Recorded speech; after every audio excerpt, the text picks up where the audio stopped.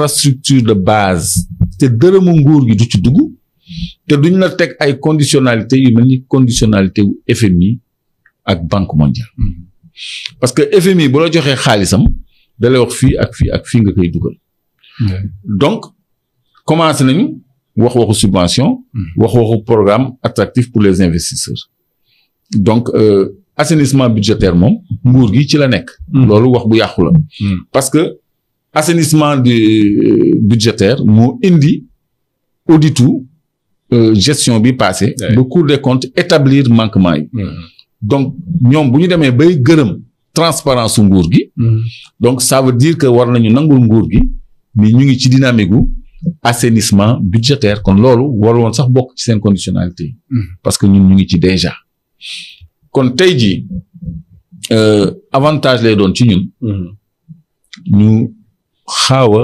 sore tuuti FMI ak Banque mondiale dem ci boolewaale Banque mondiale parce que c'est les mêmes institutions de Bretton Woods les institutions financières là ñi nga xam ne ñoom ñoo bëgg a yore suñu ay gestion te ci sa question bi maa ngi dégg nga naan 7 milliards yi c'est combien du PIB 25% du PIB voilà léegi ñu ngi rapporter la dette au PIB foofu tamit les économistes am nañ ci gis-gis parce que pour eux le PIB ça veut rien dire c'est un fourre-tout boo xam ne warul doon nattukaay bu baax bi pour ñun. parce que y a les étrangers. waaw warul voilà. alors qu'on devrait. voilà ñu war a am mënoon nañu am yeneen paramètres macro yeneen agrégats yu ñu waroon a sukkandiku. plutôt que le PIB. comme production nationale brute par exemple. donc loolu yëpp nag. il faut que suñu nguur gi affranchir ci boppam. bañ a tënku ci un programme économique attractif pour les investisseurs boo xam ne Banque mondiale moo leen koy fournir. parce que ñii dañ leen bëgg a taaj. ni leen xaalis nga nii fii ngeen di jaar lii ngeen di def wañ seen loxo. loolu nañu profité ci lii pour bañ ko. comme ñoom nañu dañuy stand by dañuy xaar. nañu xaar ba faw ñun nañu jublu ci leneen parce que bëri na ay mode de financement du développement. comme ñoom seen garantie souveraine. au lieu ñu koy jox FMI Banque mondiale. mais ñu jox ko ay partenaires publics privés yoo xam ne dañu ñëw ak seen propre financement par exemple ku bëgg a ñëw defal la fi benn raffinerie par exemple comme temps yi ñu ngi wax raffinerie pétrole par exemple. oui nit ki ñëw ak xaalisam pour defaral la ko mais day laaj garantie. état moo ko war a jox garantie. loolu la ñuy wax garantie souveraine. wala lettre de confort. donc loolu mooy dalal xelu ki nga xam ne mooy financer. parce que kooku li muy recherche ci financement am rek mooy benn taux d'intérêt boo xam ne dépassé 3%. alors que Banque mondiale mën na dem ba 12%. parce que dañuy xool notation yi nga xam ne dañ koy wàññi mooy Moody's ak yooyu. S&P Standard and Poor's nga xam ne bu ñu wàññee sa notation dañuy yokk ce facteur risque. mais comme c'est un pays à risque. bon y a pas de guerre y a rien mais on dit que c'est un pays à risque parce que dañuy nëbb budget bi dañuy nëbb dette bi dañuy nëbb déficit bi donc taux d'intérêt dañ koy yokk boo fekkee dañ lay lebal xaalis parce que dañuy nii c'est pas un pays stable économiquement donc loolu mais nga leb ay privé moo gën nga xam ne ñooñu duñu dépasser 3% te duñ la ni appliquer telle politique duñ la ni dindil telle subvention ñoom li leen intéressé mooy ñu jaay la seen technologie maanaam kiy defar raffinerie wala kiy defar tali wala kiy defar hôpital mu jaay la technologie am jaay la matériel am installer la ko am ak yow contrat d'ingénierie et de maintenance moom ci loolu lay gagner beaucoup plus sax que ci financement bi parce que du chaque jour nit jënd raffinerie du chaque jour nit jënd hôpital construire 100 ans du chaque jour nit réaliser tali wala yeneen infrastructure yu mag yi. kon ñi koy produire dañuy siiw soxla ku ci am soxla ba pare pour jébbal la ko wala chemin de fer tey jii bu ñu soxla war raay à grand écartement maa bëgg gaa yi lancer compétition rek ay privé ngay gis ñu ñëw IPC plus F moo xew. dañ lay construire financer la après nga fay. donc loolu. vraiment warutuñu soxla ay Banque mondiale ay FMI yi nga xam ne dañuy poser ay conditions. faut que Zimbabwe mënee. xanaa Sénégal mën. très bien Zimbabwe pour ñu déglu FMI da ko sanctionné ñu léegi day arrêté soutenir Zimbabwe day arrêté financer Zimbabwe FMI ak Banque mondiale. Zimbabwe compter ci ay propres ressources am compter sur ses vraies réalités économiques pour doxal mu ngi mel ni nguur gi fekk kambu 4 milliards continuer di doxal léegi buñ ko seetaanee mais dina continuer ba génn ci Zimbabwe noonu lañ ko seetaanee mu dem ba génn ci. Avec un président ambitieux. Avec un président ambitieux et souverainiste aussi. Souverainiste, oui. Ba Ce qu'on a aussi. On a un régime souverainiste parce qu'ils sont tous souverainistes. On a un président souverainiste aussi. Ouais. Zimbabwe dafa dem ba frapper sa propre pièce d'or. De exploiter boppam oram choisir ay partenaires techniques am. yoonam ci Banque mondiale FMI ñu créer Zigcoin. Zimbabwe coin. Zimbabwe Gold mooy Zig. Zimbabwe Gold mooy Zig. Donc le Zigcoin moo nekk nii c'est une pièce d'or qui est cotée en bourse te boo demee Google nga tapé Zigcoin COIN dañ lay jox ay valeur am dañ lay jox stogam jox la fluctuation indexé ko au dollar je crois que c'est 0,8 $ ou quelque chose comme ça lay tollool actuellement day yéeg ko wàcc c'est une valeur refuge qui est assez recherchée c'est de l'or bancaire lii embargo bi ñu leen embargo moo tax ñu àgg fii.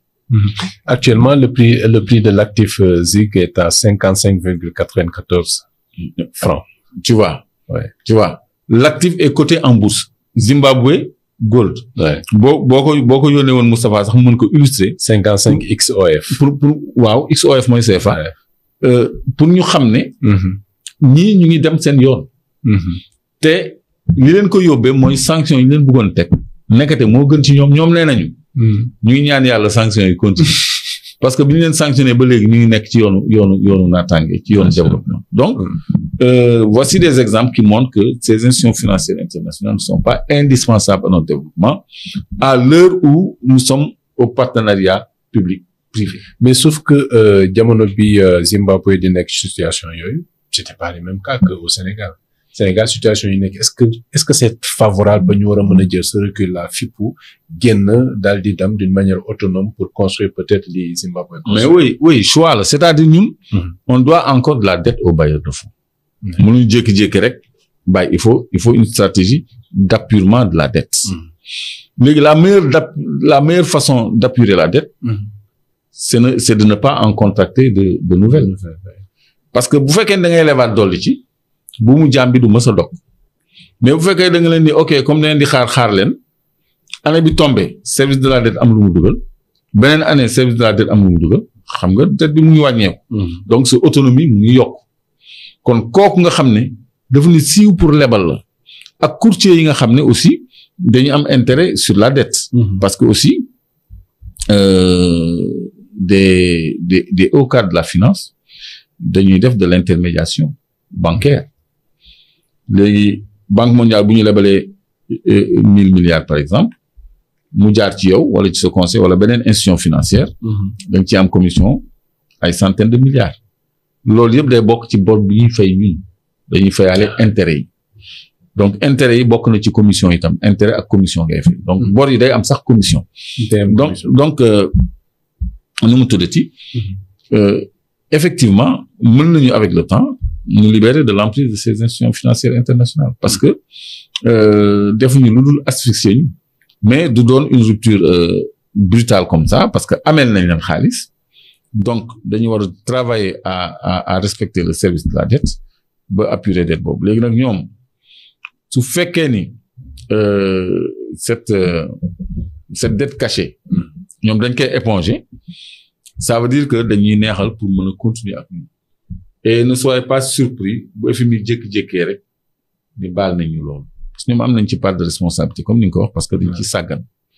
Je te disais que depuis les années d'Abdou Diouf ba léegi dañuy maquiller les réalités pour avoir une bonne signature pour avoir accès à la dette pour être bien coté yàgg nga dégg Sénégal dafa am une bonne signature c'est ça mais baal ma de. oui vas-y question mooy tey jii nii bu fekkoon ne le président Bassirou Diomaye Faye gagnewul l'élection présidentielle. Est-ce que FMI doon na fësal dette cachée bi. non bu fekkoon ni Macky Sall wala APR ñoo continuer woon nekk au pouvoir les mêmes pratiques mooy continuer le CAP va fonctionner. mooy le compte de dépôt. Le PDIS va être alimenté davantage. Les dettes là vont être cachées par le système de rattachement irrégulier. C'est-à-dire recette ren ñu suulee ko kàmbu daaw. nga xam ne dañu am toujours une année d'avance. nga xam ne même le bailleur de fonds il ne voit rien parce que rapport année bi c'est équilibré. parce que recette u déwén bi année précédente bi année bi ci tegu moom lañ ci dugal. donc bailleur de fonds bi mën na bañ a gis dara donc ñoom bu ñu fi nekkoon ba léegi. pratique boobu mooy continuer. kon tey jii Sénégal li mu amoon yëpp ñàkk na ko. parce que dañuy gën a mais xoolal patrimoine bâti état bi ay building administratif ay ministères. ay immeubles yoo xam ne patrimoine classé la. ñu ni dañ koy jaayante seen biir pour di ci génnee xaalis ay milliards. SOGEPA c'est n'importe quoi. donc loolu aussi dafa laaj audit ak situer responsabilité. Abdou Karim Fofana moom je crois que kenn déggatu ko de. waaw mais il doit nous dire beaucoup de choses Abdou Karim Fofana ci affaire SOGEPA bi. waaw parce que moom moo njëkk a yor SOGEPA. ci la ñu tëggee affaire yi yëpp. après mu jóge fa yore ministère bi ci boppam. waaw waxantuwuma nag mais ils nous doivent tous des comptes et des éclairages. kon ñoom buñ fi nekkoon kon deseetuñu dara hôpital sax xaaj nañ ko jaay ko hôpital Dantec xaaj nañu hôpital bi jaay 3 hectares.